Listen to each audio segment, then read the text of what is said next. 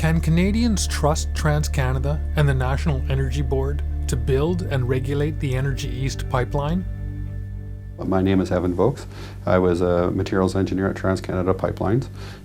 I worked in the department that went and worked on pipeline standards. We wrote all the engineering standards and troubleshot day-to-day problems at TransCanada Pipelines.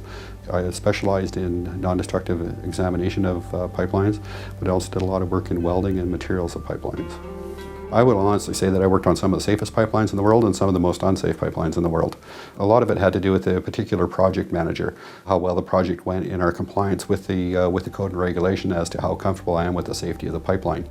As an industry insider, Evan was able to witness how the oil industry is regulated.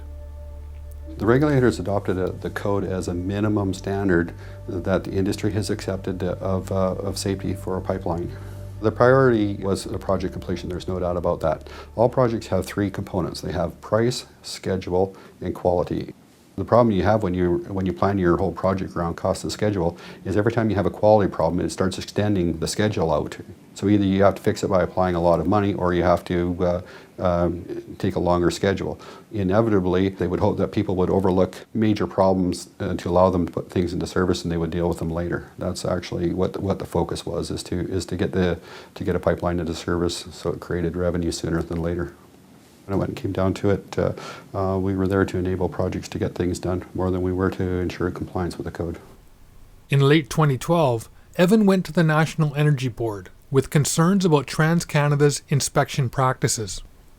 We weren't in compliance in 2009, we weren't in compliance in 2011, and in 2014 the National Energy Board had to tell TransCanada to take some of its lines out of service, causing severe economic hardship for the gas producers. My serious concern that I went and raised to the National Energy Board was that something was wrong with the management of TransCanada, and I don't really think that the management of TransCanada should be allowed to do projects like this when they have such a terrible track record.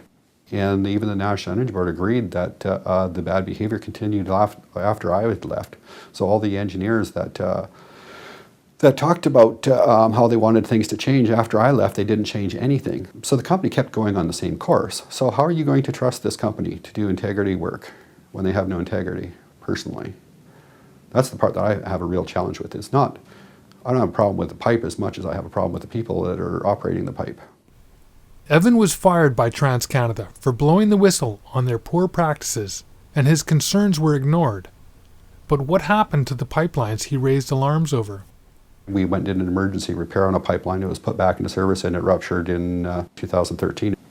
Another one I went and worked on was a new construction, was less than 5 years old, constructed in 2009.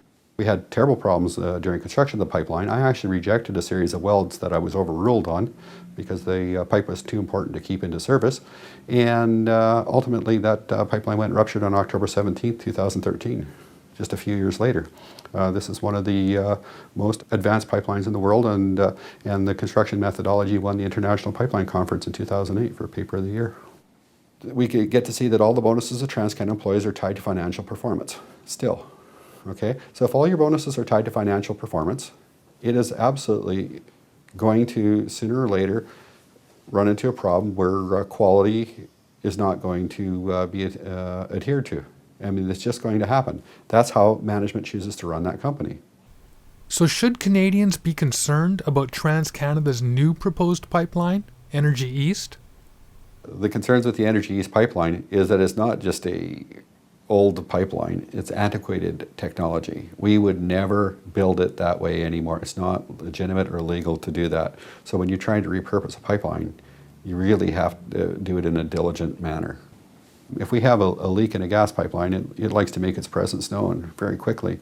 Whereas if you have pitting corrosion, it can leak a lot for a long time and without noticing it. Another major problem is welds.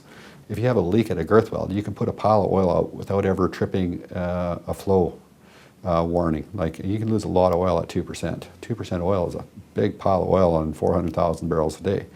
So that's the sort of things that we don't want to see happen. We don't want to see that huge loss of oil through an ancient old corrosion pit or a poor weld that sat there for many years. What's happening with these old engineering assets is the risks are going up. They're not going down. Now, we talk about risks. We have to understand what the risks that the management is looking at. What they're looking at is they're looking at the probability of a rupture. Now, the probability of ruptures and leaks is low. There is no doubt in my mind probability of leaks and ruptures is low. The problem is risk is probability times consequence. The consequence of a leak is astronomical. It doesn't matter if it's gas, which cleans up its own mess, or oil, which leaves a hell of a mess behind. It's always the same thing. Consequence of pipeline ruptures is very severe. It's far more than losing a tank truck here or there.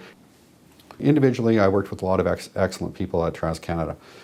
It didn't matter what the individuals were doing, though. What did matter is what the management wanted to do.